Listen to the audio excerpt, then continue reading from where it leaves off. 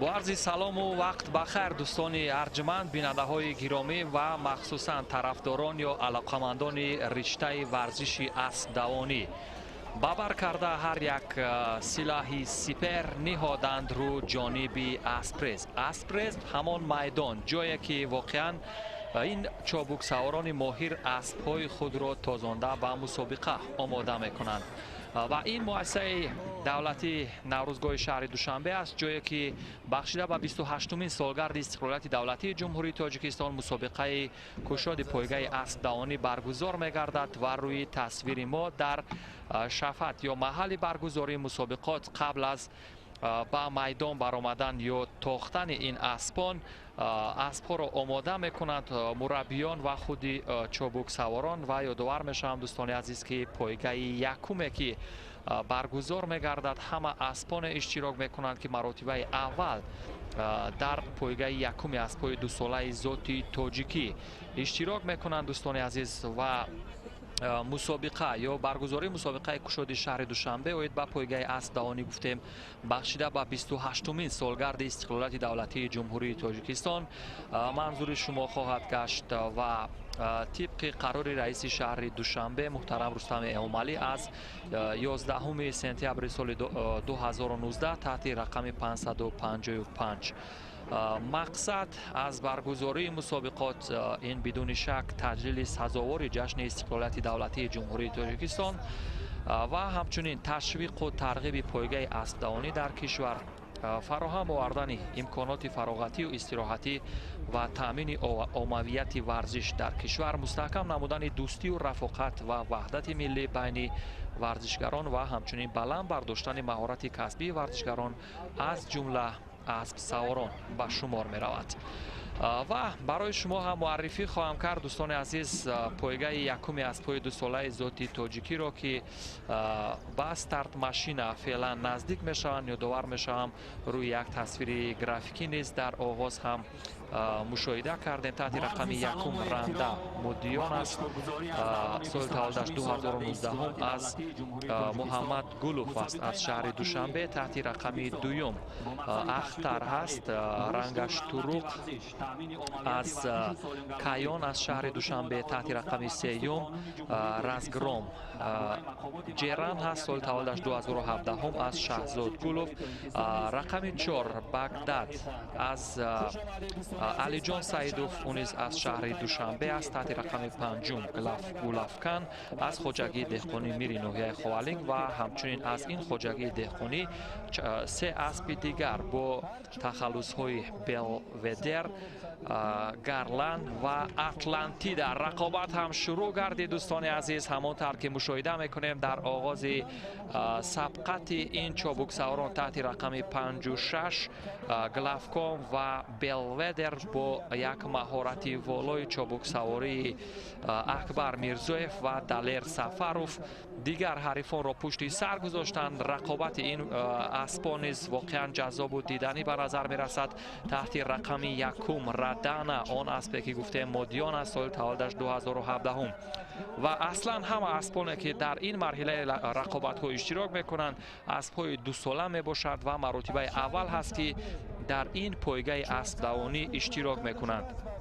همچنین تحت رقم سیوم رزگرام از شهزاد گلام نیز اینجا چابکانه ببینید که دیگر حریفان را نیز پشت سر گذاشت، دیگر اسبانی که او را تعقیب میکردن و به همین طریق چون به نظر می رسد 3 اسب بغداد از علی جان سعیدوف از شهر دوشنبه که او را شاهرخ یتیموف اداره می کند و به همین طریق این گردش آخری بود که اسبان می پیمایند و ثانیه های پایانی برای رسیدن به خط مره یا تکنجام. همین طریق تحت رقم سیوم هست دوستان عزیز که نخستین شده خط پایانی را عبور کرد. او مسافه معین شده را در مدت 1 دقیقه و 23 ثانیه پیمود و به همین طریق موقع یکم را اشغال کرد و یکی از مدعیان خواهد شد که در رقابت های بعدی در دیگر مرحله های برگزاری پایگاه اسب دوانی در این مؤسسه دولتی نوروزگاه پایتخت برای دیگر حریفانش یعنی یک رقیب ارزنده و جدی باشد. اسب تحت رقم پنجم گلافکان بود از خواجگی دهخانی میری ناحیه خوالینگ که او را خورشید ستاروف اداره میکرد یا چابک سوار بود. در مدت 1 دقیقه و 23 ثانیه یا از 7 ثانیه یعنی موقع دوم را اشغال کرد. اسب تحت رقم سیوم رزگران باشد با نتیجه 1 دقیقه و 23 ثانیه اولین شده خط پایانی مره رو عبور کرد و زینه اول رو اشغال کرد. اسبی که زینه سیوم رو گرفت تحت رقم یکم هنرنمایی میکرد ردانا از محمد گولوف که او را شادروز صوفیف اداره میکرد. در مدت 1 دقیقه و 24 از 4 ثانیه توانست مسافه 1200 متر رو پیماید و به همین طریق زینه سیوم رو اشغال کرد. ما یعنی هنر چابک سواری این یعنی دسته من اسپان را تماشا کردیم با چابک سواری ماهرانه این محمد صادروف، شادروز صافیوف، ستاروف انوشیروان و همچنین خورشید ستاروف که مراتب اول اشتراک میکردند و همانطور که دیدیم واقعا از خود یک استعداد خوب نشان دادند. در 1200 متر نتیجه 1 دقیقه و 23 ثانیه برای اولین بار نتیجه خوب خواهد بود. در عین عادت کردن در مرحله های بعدی احتمال می رود که این نتیجه که اسب با لقب رزگرام نشان داد یعنی این نشان داد رو باز هم خوبتر کرده در قطار دیگر اسبایی که در میان اسبای 3 ساله ذاتی تاجیکی یعنی نشان داد خوبتر دارند از لحاظ وقت یا ثانیه هنرنمایی کنند.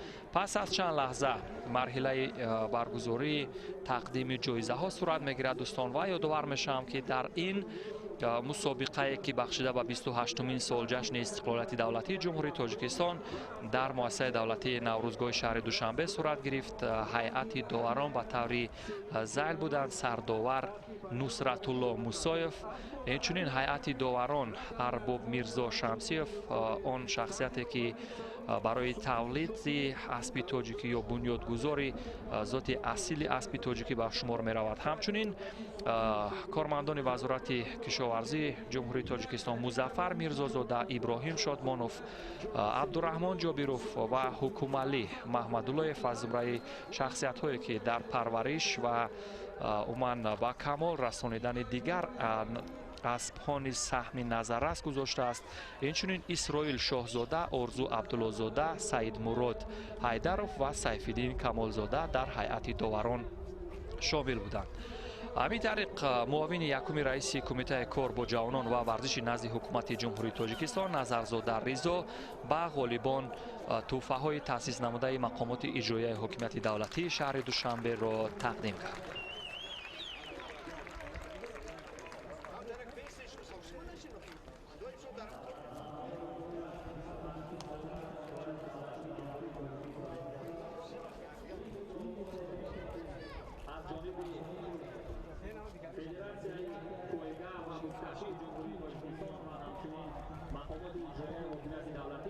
مرحله یکم پایگاه اسب دوانی که در میان اسب‌های 2 ساله ذاتی اصیل تاجیکی صورت گرفت با پیروزی اسب با لقب یا تخلص رزگرام به انجام رسید. پس از چند لحظه پایگاه دوم اسب‌های 3 ساله ذاتی تاجیکی منظور ما و شما خواهد گشت، جایی که یعنی اسب‌های شناخته، آن اسب‌هایی که در مرحله‌های گذشته رقابت نیز از خود هنر شایسته واقعا دوندگی و چابک سواری ماهرانه خود چابک سوارا را نیز منظور بیننده ها گردانیده بودند. پس از چند لحظه برگزار خواهد گشت و یک و یک این اسب‌ها را نیز برای شما معرفی خواهم کرد.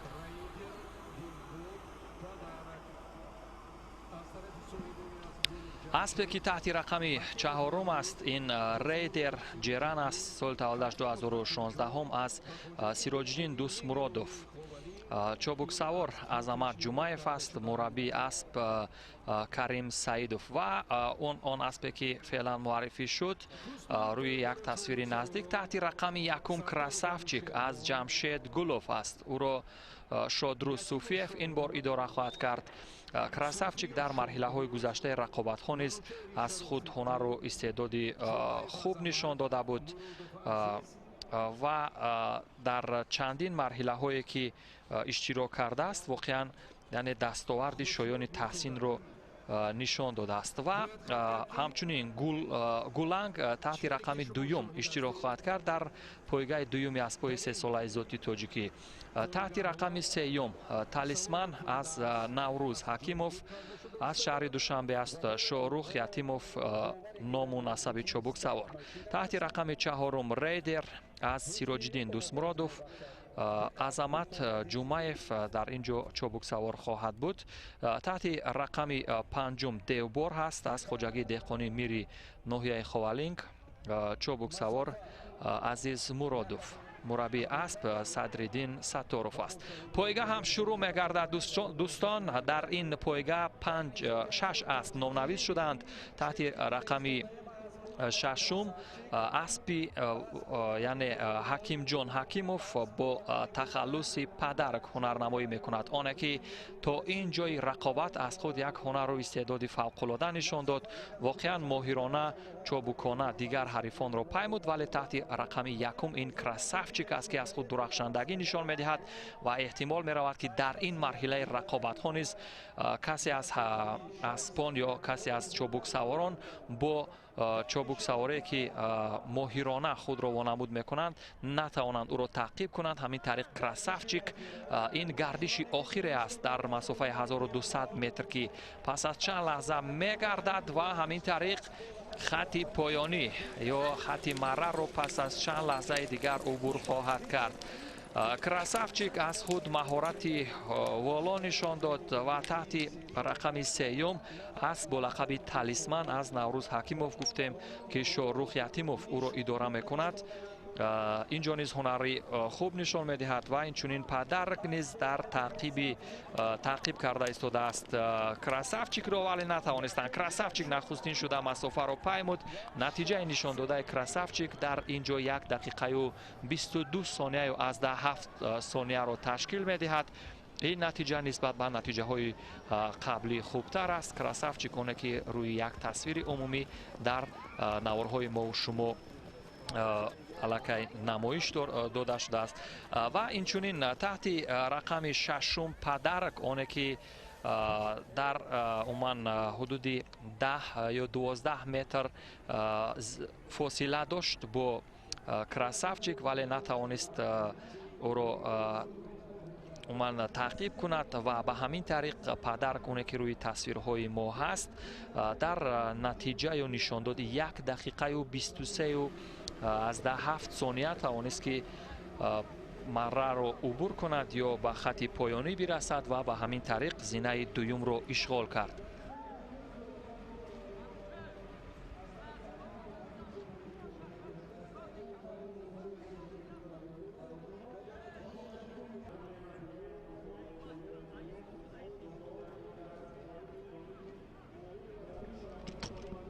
наворҳои тадриҷиро бори дигар мушоҳида мекунем дӯстон ва мебинем ки красавчик аз ҳамон лаҳзаи аввали сабқат яъне пешдастиро ихтиёр кард ва то сонияҳои поёнӣ то 1 дақиқаю 22 аз 17 сония хеле моҳирона масофаи 1200 метрро паймуд ва зинаи аввалро ишғол кард. зинаи сеюм насиби аст бо лақаби Талисман гардид, аз Наврӯз Ҳакимов мебошад. Шорух Ятимов ӯро дар муддати 1 дақиқаю 24 сония то ба анҷоми марра ё таканҷом расонид. ба ҳамин тариқ красавчик бори дигар аз худ дурахшандагӣ нишон дод ва тавонист ки мавқеи якумро дар ин марҳила аз пойгаи дуюми аспҳои сесолаи зоти тоҷикӣ зинаи аввалро ишғол кунад.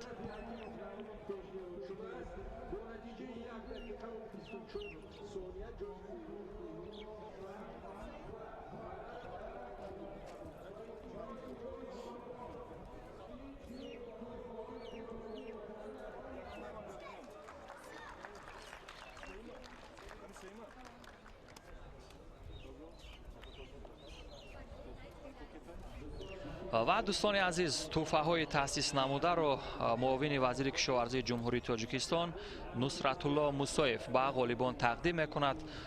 بار دیگر نیز یادآور میشم که کراسافچیک با چوبک سواری شادروز صوفیف موقع اول رو اشغال کرد. در زینه دوم باشد اسب با لقب پدرک از حکیم جان حکیموف قرار گرفت. با مدت 1 دقیقه و 23 و از 7 ثانیه در زینه سیوم باشد اسب با لقب تالیسمان در مدت 1 دقیقه و 24 ثانیه خط پایانی را عبور کرد و به همین طریق زینه سیوم را اشغال کرد. پس از چند لحظه دیگر دوستان عزیز مرحله پایگاه سیوم از پای ذاتی اخا تکنی منظوری ما و شما خواهد گشت.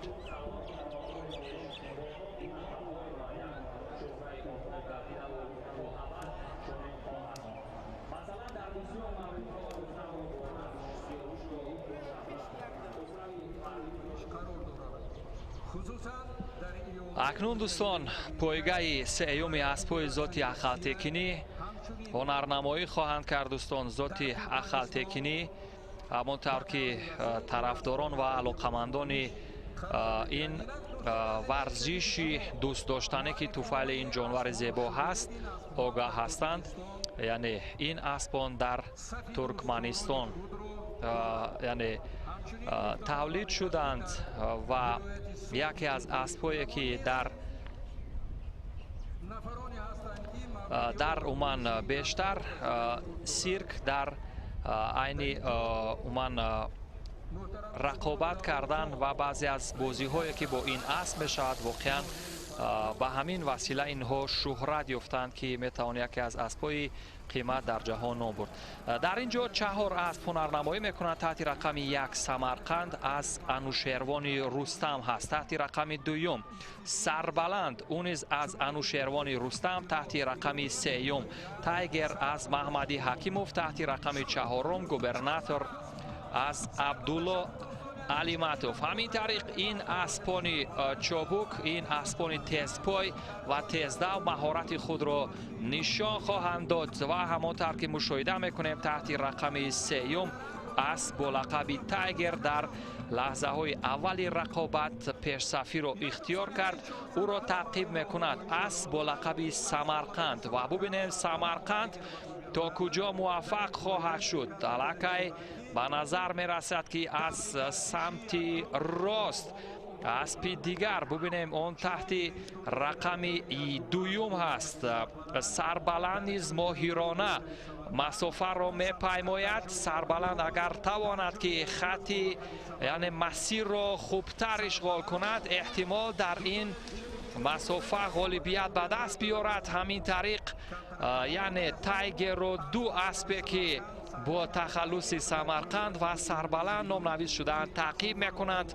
تحت رقم 2 سربلند است که از سمت راست تعقیب میکند تایگر را، ولی تایگر نیز پیشصفی را از دست نمیدهد.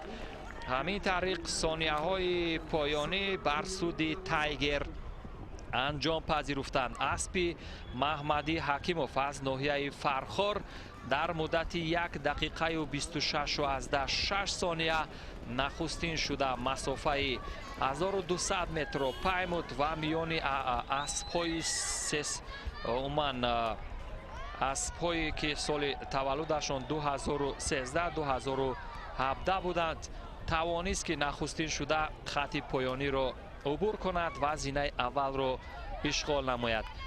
اسب تحت رقم 2 که با تخلص سربلند یاد می شود در اینجا از انوشیروان رستم در مدت 1 دقیقه و 26 ثانیه و از 9 ثانیه مسافه معین شده را پیمود و زینه 2 را اشغال کرد و سمرقند از روی تصویرهای ما یک اسب واقعا زیبا و چابک و سمرقند زینه 3 را اشغال کرد. سمرقند را یادآور میشیم آن چابک سوار ماهر فردوس سلاموف اداره میکرد، ولی فردوس سلاموف نتوانست این بار به صفت غالب در اینجا موفق شود.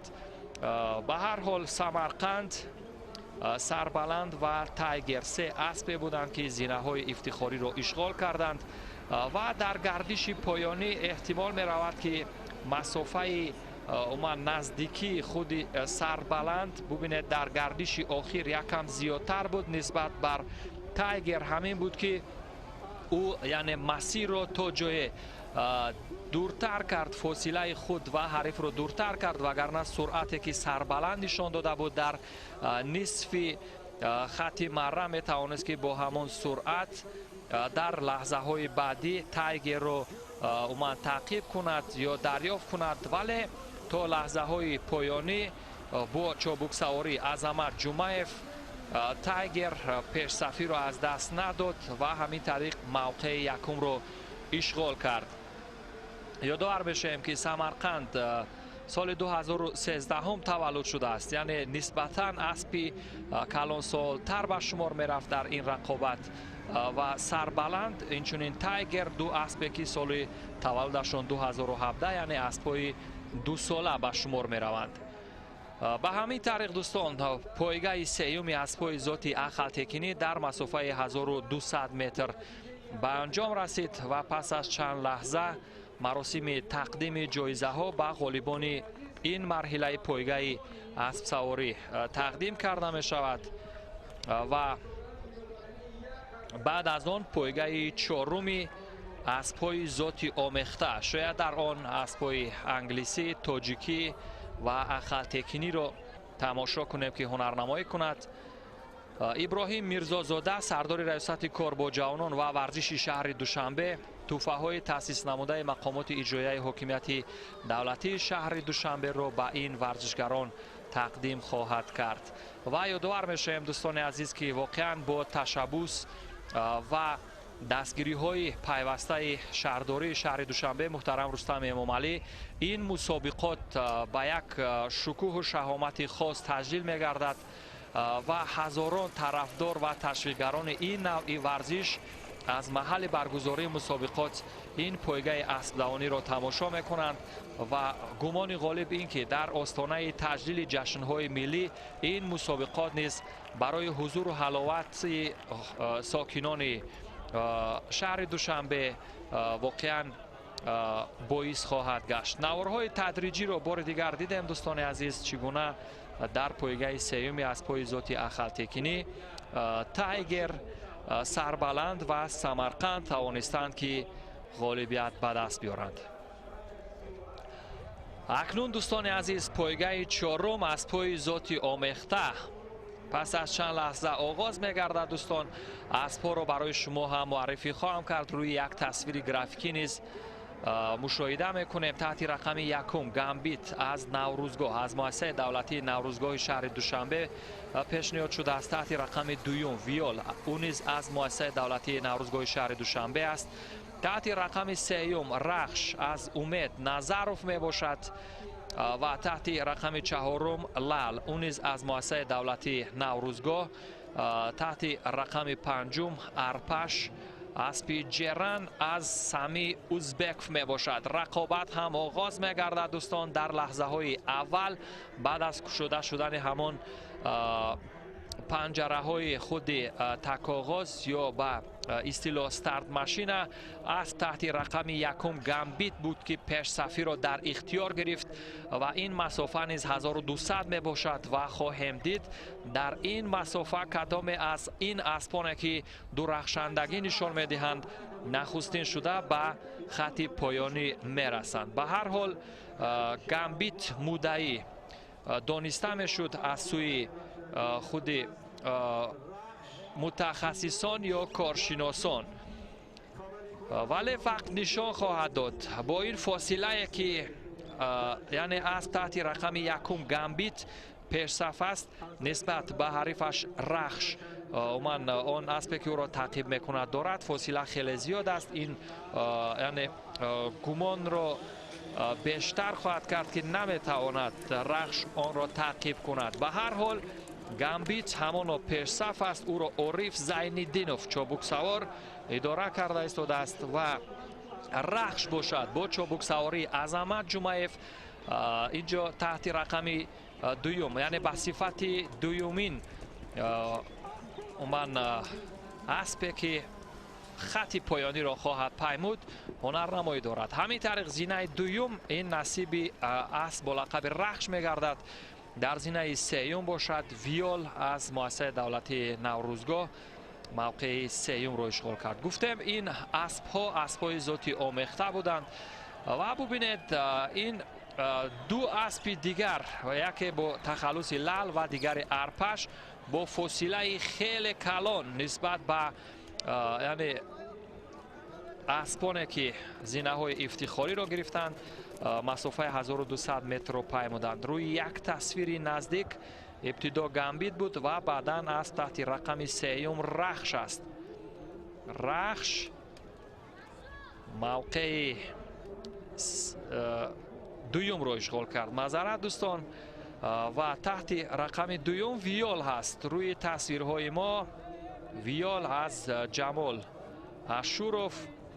اشروف چابک سوار از مؤسسه دولتی نوروزگاه پایتخت پیشنهاد شد این اسب و همین طریق زینه سیوم رو اشغال کرد. و این دو اسبی که یعنی نسبتاً با فاصله زیادتر نسبت به سه اسبی که تحت رقم یکم دوم و سیوم هنرنمایی کردند خیلی قفا ماندند.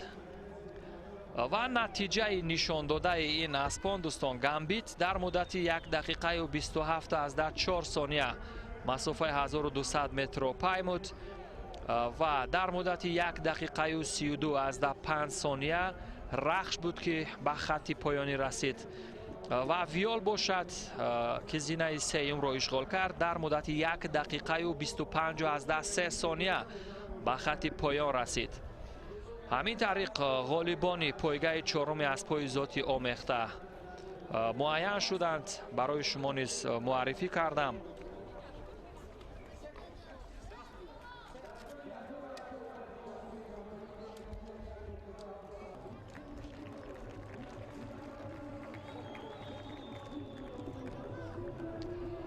و اکنون به غالبان تحفه ها را تقدیم میکنند معاون رئیس فدراسیون پایگاه و بزکشی جمهوری تاجیکستان فیضعلی خاجیف.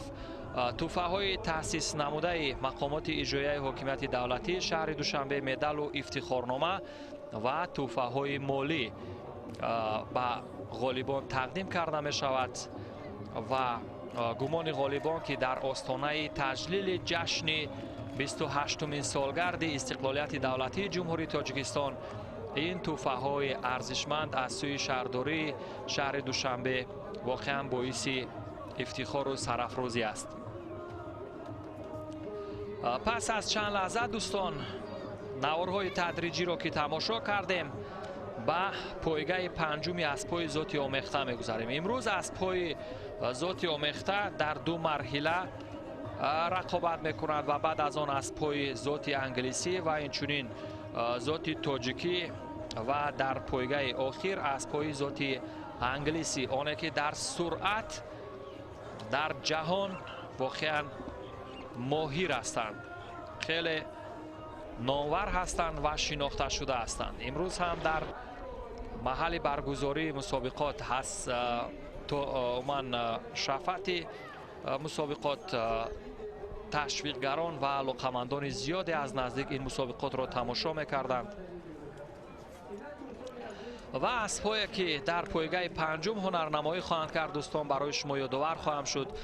ترخون تحت رقم یکم، تحت رقم دوم بامداد هست، رقم 3 رگیون از الهام از سمیه الهام، تحت رقم 4 دربار از خواجگی دهخانی میری ناحیه خوالنگ، پنجم باشد گلز از خواجگی دهخانی میری خوالنگ هست اون نیز و ششم عرب از جورابک الف از ناحیه فیض‌آباد. رقابت شروع می‌گردد. در لحظه های اول پیش صفی در در صفت یا در صورت بامداد دیده می شود، اما ببینیم تا آخر این پیش صفی را اختیار میکرده باشد یا نه. این را وقت نشان خواهد داد. بامداد تحت رقم دوم است از ایرج گولوف، او را فردوس سلاموف حکمی خواهد کرد و تا کجا موفق خواهد شد این را دوستان وقت نشان خواهد داد. ولی تا این جای رقابت به نظر می رسد که بامداد چون در گردش اول هست فاصله خود و آنهایی که اون اسبایی که تعقیب میکنند او را خیلی زیاد هست و به همین طریق میتوان گفت که پیش صفی بر خود بامداد هست و دوستان عزیز یادآور میشن که او را تعقیب میکند از تحت رقم 4 دربار و یک رقابت نزدیک برای جای دوم میان دربار و گلز صورت میگیرد و همین طریق این دربار هست که گلز را هم گذشت و برای زینه دوم رقابت خواهد کرد. فردوس سلاموف موقع یکم را با تخلص بامداد اشغال کرد و همین طریق زینه دوم نصیب اسب با تخلص دربار گردید، اونه که تحت رقم 4 هنرنمایی میکرد و تحت رقم 5 اسب با لقب گلز در زینه 3 قرار گرفت. ثانیه یا همان نتیجه که این اسبا نشان دادند نیز برای شما یادآور خواهم شد. در مدت 1 دقیقه و 19 و 2 ثانیه زینه یکم را اسب ایرج گلوف اشغال کرد. او با تخلص بامداد و فردوس سلاموف را اداره میکرد و این اسب بامداد روی یک تصویر عمومی دوستان واقعا بامداد از خود هنر و استعداد خوب نشان داد.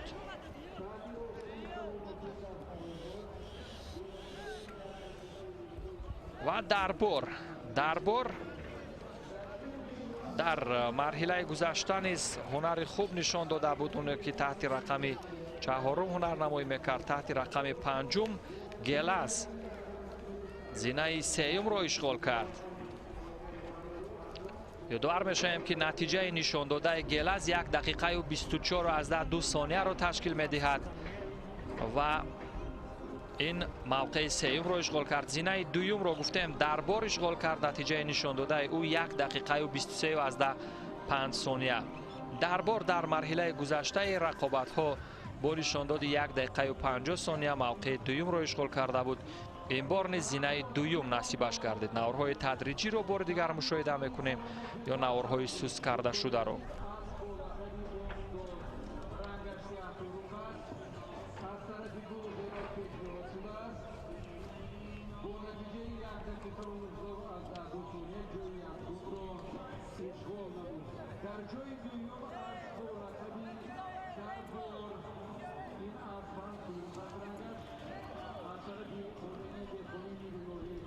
نوارهای تدریجی یا سوس کرده شده را دوستان مشاهده کردیم و دیدیم که چگونه 3 اسبی که توانستند زینه های افتخاری را اشغال کنند معین شدند. این اسبی که بامداد نام دارد از ایرج گلوف زینه اول را اشغال کرد. اکنون رئیس فدراسیون پایگاه و بزکشی ولایت سوخت دوران خان عثمانوف به غالبان مدال و افتخارنامه و تحفه های مالی که از جانب مقامات اجرایی حکومت دولتی شهر دوشنبه تأسیس داده شدن به غالبان تقدیم میکند. دوستان در پایگاهی که 6 اسب نامنویس شدند و 3 اسب با تخلص بامداد، دربار و اینچنین گلز با چابک سواری فردوس سلاموف، عزیز مرادوف و همچنین اکبر میرزویف موقع های نمایان را اشغال کردند و اینچنین یک جام رمزی نیز به غالب تقدیم کرده می شود. و دوستان پس از چند لحظه می گذاریم به پایگاه 6 اسب‌های 4 ساله ذاتی تاجیکی. نوارهای تدریجی یا سوس کرده شده را بار دیگر تماشا میکنیم که فاصله که از سوی بامداد و اسبانی که او را تعقیب میکردند دربار و گلز گذاشته شد خیلی زیاد بود. در پایگاه 6 اسب‌های 4 ساله ذاتی انگلیسی مسافه 1800 متر خواهد بود و عموما اسبان 2 مراتبه از نزد تماشابینان در اینجا خواهند گذشت.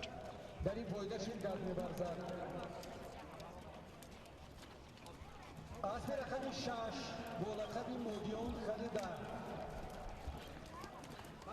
از طرف علی دوستمان خان پیشنهاد کرده شده است از شهر باستان خوجند تحت راهبری مرزای روزالدین قرار دارد. اسب رقم 7 با لقب زرینکا. اکنون دوستان در پایگاه ششم 7 اسب نونویس شدند. تحت رقم یکم پیمان از سامان است از شهر دوشنبه، او را فردوس سلاموف اداره خواهد کرد. تحت رقم دوم دوستی از زبیر رمضانزاده، او را عظمت جمعیف اداره خواهد کرد. تحت رقم سیوم گریزانت از خورشید میرزا از شهر دوشنبه، او را انوشیروان ستاروف اداره میکند. و تحت رقم چهارم ریکارد از فخرالدین ملیکوف از شهر دوشنبه، او را شادروز صوفیف اداره خواهد کرد. تحت رقم پنجم فلیواری، او را نادر عمروف صاحب اسب است. یادآور میشیم که فلیواری در مرحله گذشته نیز هنر شایسته نشان داده بود، ولی ببینیم این بار با چابک سواری کازبک حمیزوف، اون یعنی شهروند فدراسیون روسیه چگونه مهارت نشان میدهد. رقابت بسیار نزدیک و خیلی سخت صورت میگیرد میان این اسبان، چون که این اسبان در مرحله گذشته رقابت ها خیلی هنر شایسته نشان داده بودند. دوستی نیز در مرحله گذشته هنر شایسته نشان داده بود، ولی این بار ببینیم در رقابت با پیمان و گریزان تو ریکارد چی کار میکند. اینچنین اینجا دو اسب دیگر تحت رقم 6 خلیده است از عثمان خان علیف و تحت رقم 7 زرینکا از عبدالواحد میسابیروف. دو اسب آخر از شهر خوجند پیشنهاد شدند و ببینیم در اینجا کدام از این اسبان نخستین شده مسافه را عبور میکند. این پیمان است، اسب سامان که نخستین شده با اداره کنی یا چابک سواری فردوس سلاموف به خط پایانی یا مره نزدیک می شود. دوستان فردوس سلاموف واقعا در مرحله های گذشته چابکانه اداره میکرد اسبان را که بالای آن قرار داشت و همین طریق این بار نیز اثبات خواهد کرد که اون اسبی که اداره میکند نسبت به دیگر اسبان یعنی چابکتر، ماهرتر و در سرعت برتری داشته است. به همین طریق دوستان پیمان خط پایانی یا خط آخر را نخستین شده می پیماید، او را تعقیب میکند. تحت رقم 5 فلیواری از نادر عمروف. اسب نادر عمروف به هر حال نتوانست اسب سامان را تعقیب کند. اسب سامان پیمان در مدت 1 دقیقه و 52 ثانیه مسافه را عبور کرد و به همین طریق زینه اول را اشغال کرد. اکنون واقعا چابک سوار چابکانه پیمان را اداره کرد و پیمان نخستین شده به خط پایانی رسید، یعنی مسافه 1800 متر را پیشتر از دیگر حریفانش پیمود و زینه اول نصیبش گردید. اسب نادر عمروف که او را چابک سوار از فدراسیون روسیه از داغستان اگر اشتباه نکنم اداره میکرد، ولی با وجود این فلیواری زینه دوم را اشغال کرد. نتیجه نشان داده فلیواری 1 دقیقه و 53 ثانیه را تشکیل میدهد که این 1 ثانیه کمتر نسبت به پیمان می باشد. از تحت رقم دوم با تخلص دوستی از زبیر رمضانزاده در مدت 1 دقیقه و 55 ثانیه از زینه سوم را اشغال کرد. فلیواری روی تصویرهای نزدیکی ما بود دوستان. در پرورش او صدرالدین ستاروف نقش باریز گذاشته است و نادر عمروف که صاحب اسب است در برابر یعنی این به صفت مربی نیز یعنی فلیواری را نیز پرورش داده است. نتیجه یا همان نوارهای تدریجی یا تکراری را بار دیگر دوستان مشاهده میکنیم و میبینیم که چگونه فلیواری در لحظه های اول پیش صف بود، ولی پیمان در ادامه رقابت همان سرعتی که واقعا داشت آن را افزود و به همین طریق فلیواری را پشت سر گذاشت، فلواری باشد، در زینه دویم قرار گرفت. نتیجه دویم هم خوب است و نشان داده که اینجا رقم خورد در مدت 1 دقیقه و 53 ثانیه از سوی فلواری نیز نتیجه خوب است و یادآور میشیم که یعنی رکورد جهانی در این مسافه یعنی 1800 متر میان اسب‌های ذات انگلیسی 53 ثانیه رو در جهان تشکیل می‌دهد و پیمان هست که با پرچم دولتی جمهوری تاجیکستان نزد تماشابینان بار دیگر جلوه می‌دهد دوستان و این اسب واقعا اثبات کرد که امروز کسی او را تعقیب کردن نتوانست و زینه اول را اشغال کرد. واقعا پیمان در رقابت‌های بین المللی می ارزد که اشتراک کند و هنر رو تیزپایی او را در رقابت‌های سطح بین المللی تماشا کنیم. اکنون توفه های تأسیس نموده مقامات اجرایی حکومت دولتی شهر دوشنبه را دیرکتور مؤسسه دولتی نوروزگاه پایتخت علیزاده سعید نوریدین اکرم به غالبان تقدیم میکند.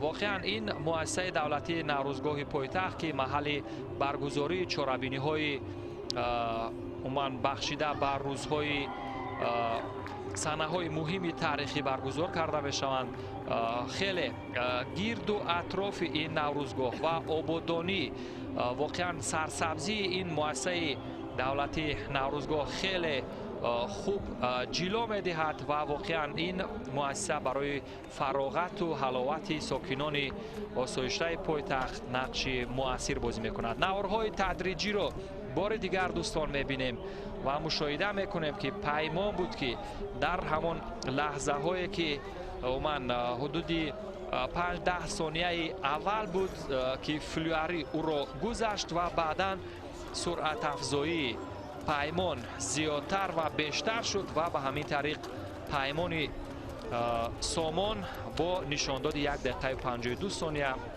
زینه اول رو اشغال کرد. رقابت بعدی در پایگاه هفتم میان اسب‌های 4 ساله ذات تاجیکی صورت میگیرد و در اینجا 5 اسب نامنویس شده است دوستان. روی تصویر گرافیکی نیز درج گردیده است. تحت رقم یکم انرژتیک از ایرج گولوف از شهر دوشنبه است و این زوزده است. اونه که روی یک تصویر نزدیک بود زوزده از خواجگی دهقانی بگیجان راغون هست. بگیجان زاده رحمتشو خود چابک سوار و اسرائیل زاده محمدشو باشد یعنی مربی اسب است. زوزده در مرحله های گذشته هنر و استعداد خوب نشان داده بود ولی ببینیم این بار که مراتبه اول است میان انرژتیک، گندیکاپ و پریز و پرول قرار میگیرد. ببینیم چی کار خواهد کرد. رقابت آغاز میگردد. در اینجا انرژتیک به صفت مدعی یا فاوریت زینه اول دانسته می شود. زوزده او هست که او را تعقیب میکند. انرژتیک در همان لحظه اول با چابک سواری فردوس سلاموف پیش صفی را در اختیار گرفته است. ببینید که در اینجا زوزده توانی آنها را تعقیب کردن داشت ولی چون از قفای آنها حرکت میکند نمیتواند آنها را تعقیب کند. به همین خاطر انرژتیک از ایرج گولوف که هست ببینید در قسمت میانه رقابت این مسافه 1800 متر است و مراتبه اول هست که زوزده میان این اسبان رقابت میکند. انرژتیک در مرحله های گذشته نیز رقابت خوب و هنری شایان تحسین هم نشان داده بود و گندیکاپ از خواجگی دهقانی میری ناحیه خوالینگ، پریز از خواجگی دهقانی دشمندی ناحیه فیض‌آباد شاهرخ یتیموف او را اداره میکند و کریم سعیدوف باشد مربی اسب است. در نصف مره زوزده توانست که تا جای فاصله خود و اسبی که تحت رقم 1 هنرنمایی میکند آن را تعقیب کند ولی به نظر میرسد که در گردش آخر تا جای سرعت زوزده پایانتر بشود و به همین طریق اینچنین یعنی اسب دیگر گندیکاپ نیز یعنی زوزده رو یعنی گذاشتند و به همین طریق گردشی آخر است و زوزده تا اینجای رقابت در زینه سیوم هست. پریز از خواجگی دهقانی از خواجگی دشمندی ناحیه فیض‌آباد در موقع دوم قرار دارد فعلا، ولی ببینیم کدام از این ورزش اسبان نخستین شده مره رو عبور میکنند. پرال از خواجگی دهقانی میری ناحیه خوالیک پیشنهاد شده است. زوزده رو معرفی کردیم. همین طریق این انرژتیک بود که نخستین شده مسافه رو پیمود. برای زوزده این بار میسر نگردید که در قطار اسبانی که سین و سال بزرگتر دارند هنرنمایی کند و اینچنین این اسبان به اصطلاح کارشناسان یعنی خونشان بلندتر است. انرژتیک، گندیکاپ، پریز اینها نسبت به زوزده یعنی خونسردتر هستند به اصطلاح بگوییم. از این رو هست که سرعتی یعنی رقابت این اسبان در قیاس با زوزده بهتر بود. زوزده در مرحله گذشته رقابت ها دوستان زینه اول رو گرفته بود، ولی این بار نتوانست. یادآور میشم که در مسابقه که بخشیده با افتخار روز جوانان تاجیکستان شده بود، زوزده نیز هنری خیلی خوب نشان داد، ولی این بار نتوانست که اومن در قطار انرژتیک، گندیکاپ و پریز رقابت کند. این گندیکاپ است روی تصویرهای ما تخت رقمی دوم که در این رقابت زینه سیوم را اشغال کرد و بعد گرفتن اومن موقع سیوم شرف یاب شد.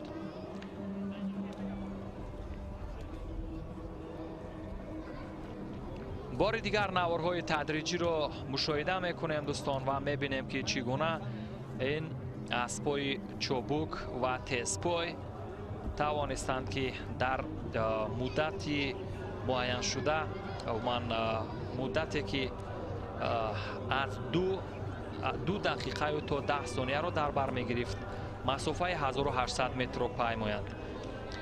در نتیجه انرژتیک این یعنی نشان داده که رقم خورد از سوی انرژتیک 2 دقیقه و 6 ثانیه را تشکیل میدهد.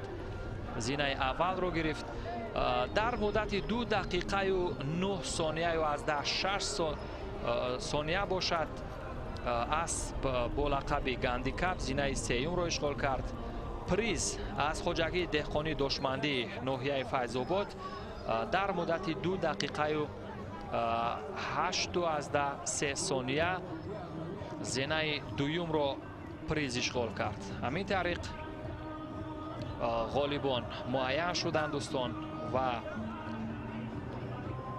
گندیکاپ، انرژتیک و پریز و غالبان تحفه های تأسیس نموده تقدیم کرده می شوند دوستان.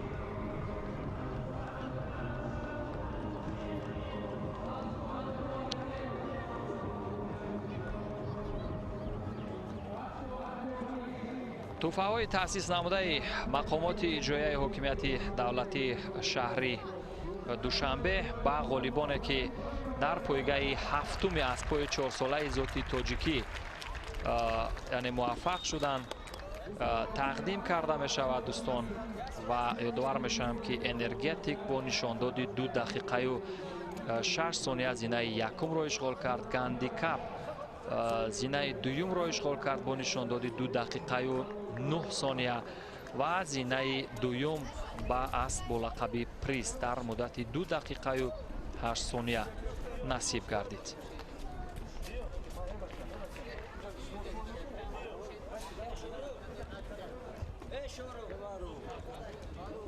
از همه اسبای پیشقدمی جمهوری زودی اسبای عزیزی سواری انگلیسی شرکت می‌ورزند.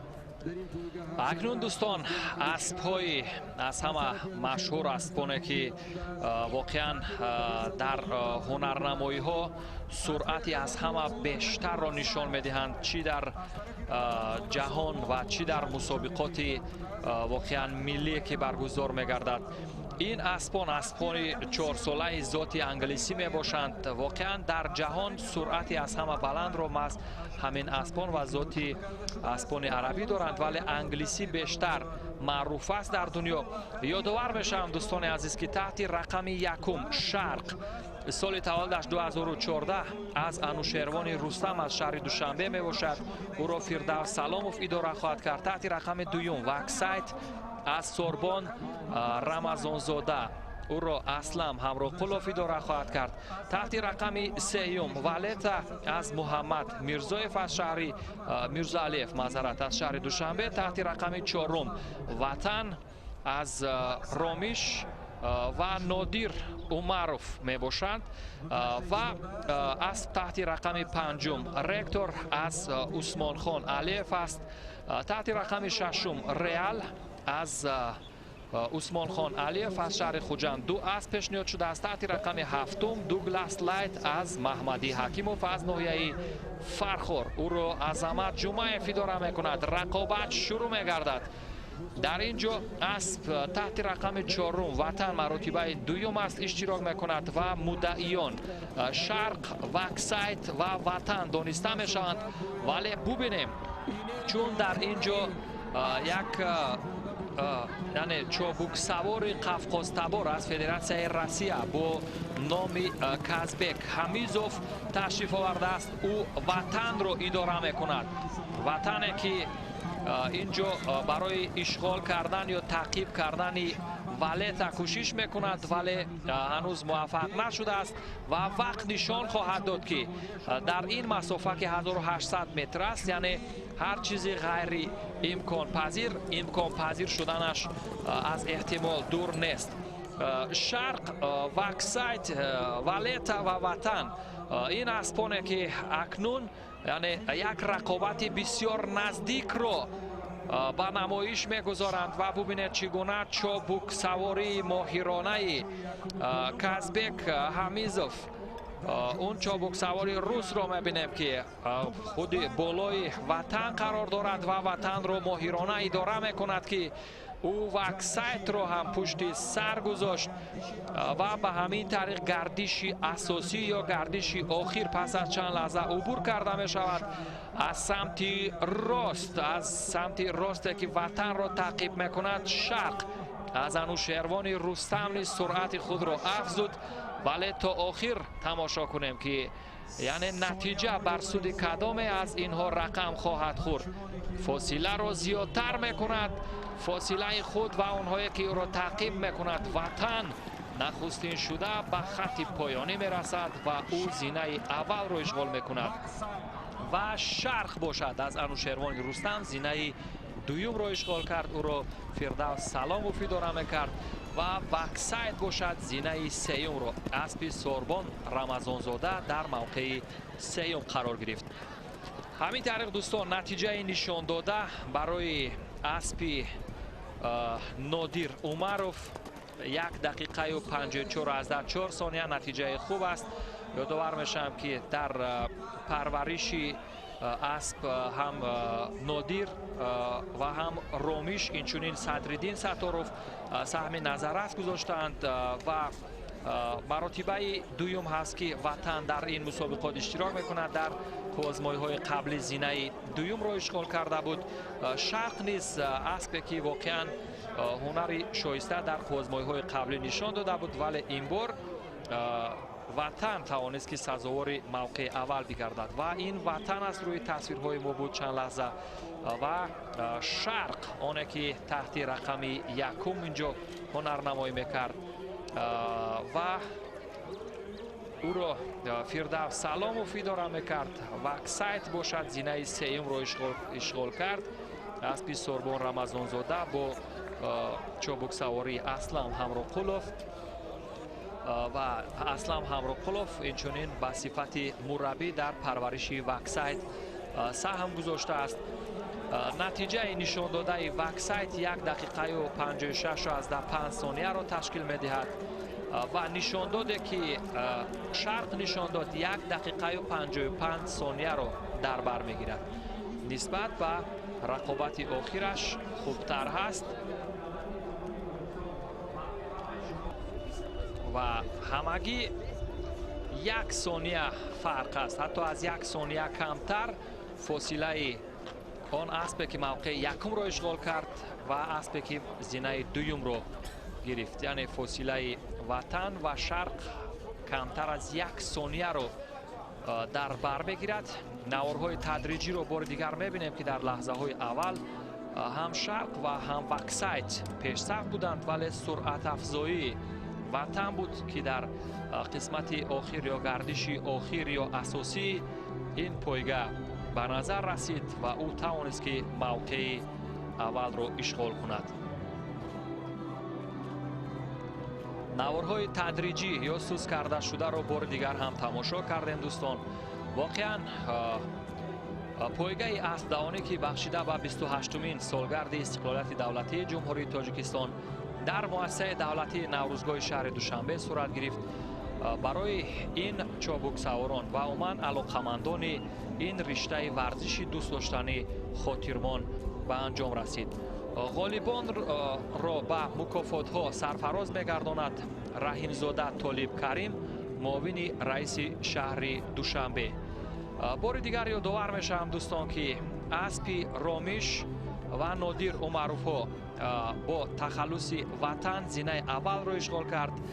در زینه دوم اسب انوشیروان رستم با تخلص شرق در مدت 1 دقیقه 55 ثانیه قرار گرفت.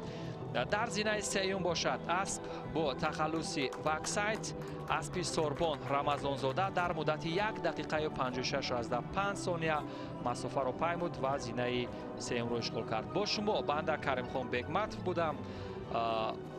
امیدوار هستم که از تماشای این مسابقه لذت برده باشید. روز و روزگار بر همه شما خوش.